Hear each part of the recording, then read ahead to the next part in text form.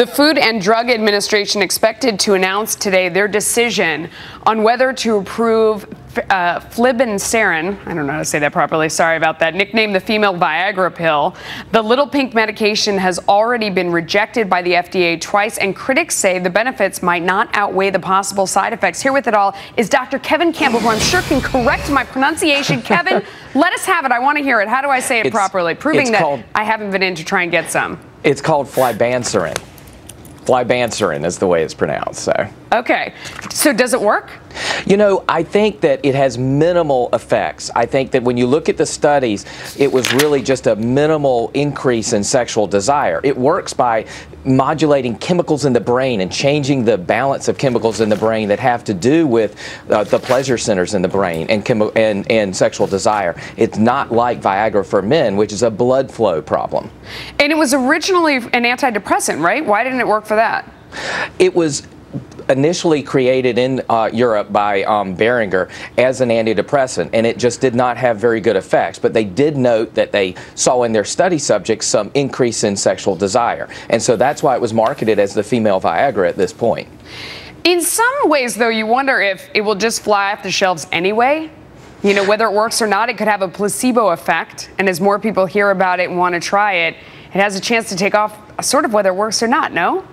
I think you're exactly right. I think because there's so many products out there for men and sexual dysfunction, and there's no products for women, a lot of women argue that even though the effects may be minimal, something is better than nothing. And I do expect that if this gets approved, which it probably will, it's going to fly off the shelves, and it's going to be a huge moneymaker. What's the risk? What's the downside?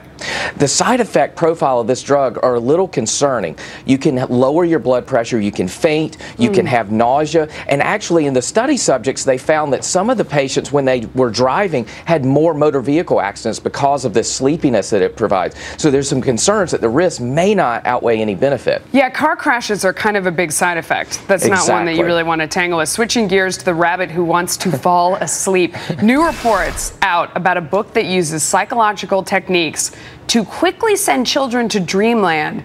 Does it actually work? Dr. Campbell, I got to tell you, I ordered it on Amazon already. I'm willing to try. I mean, it was only a few bucks. Definitely worth it. What do you think? Does it work?